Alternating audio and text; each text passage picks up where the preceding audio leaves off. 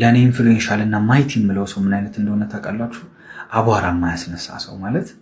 አሁን ብዙ ሰው ከትሬንድ ጋር ነው አብሮ ሙቭ የሚያደርገው። አነጋጋሪ ርዕስ ፈልጎ በተለይ ሶሻል ሚዲያ ላይ ስንሰራ በቃ አነጋጋሪ የሆነ ርዕስ በዚህ ሰዓት እየተወራ ያለው ነገር ላይ ነው ሪያክት የምናደርገው።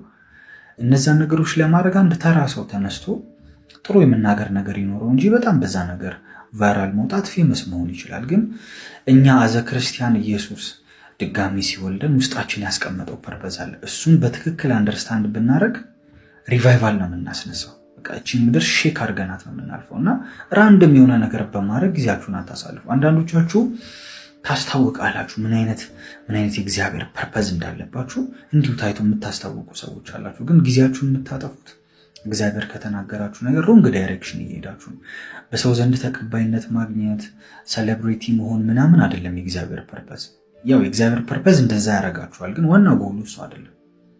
ውስጣችሁ ለምሳሌ አንዳንዱ ለግሎሪ ተጠርቶ ለግሎሪ ሙቭመንት ተጠርቶ አካባቢው ላይ ያሉ ሰዎች ግን እሱ የእግዚአብሔር ክብር በመካከላችን አለ ቢል እንኳን የማይቀበሉት ሰዎች ናቸው። አካባቢው ላይ ያሉት ያፈራቸው ሰዎች፣ እሱን ፎሎ የሚያደርጉ ሰዎች ስለ ግሎሪ፣ ስለ መንፈስ ቅዱስ፣ ስለ እግዚአብሔር ፕሬዘንስ ቢያወራ አክሰፕት የማያደርጉት። አክሰፕት አለማድረግ ማለት ቃወማለሁ ብሎ መናገር እኮ አይደለም።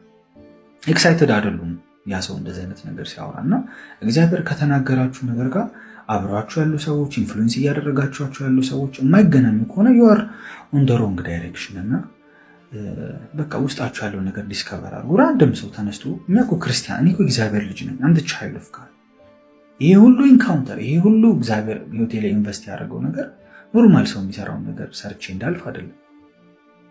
ውስጣችሁ የተቀመጠው ነገር እግዚአብሔር ውስጣችሁ ያስቀመጠውን አቅም ለሆነ በቀላል ነገር አትቀይሩት። ለሆነ ለገንዘብ፣ ለሆነ ለፌምነት ምናምን ብላችሁ አትቀይሩት። ያን ነገር ውስጣችሁ ያለው ነገር ዲስከቨር አድርጉና ሁላችንም ውስጥ የተለያየ ነገር ስላለ አንዱ ከአንዱ ጋር በጣም የተለያየና ቢሰራ ደግሞ የተለያየ አይነት ኢንፍሉዌንስ የሚያመጣ ነገር ነው ውስጡ ያለው።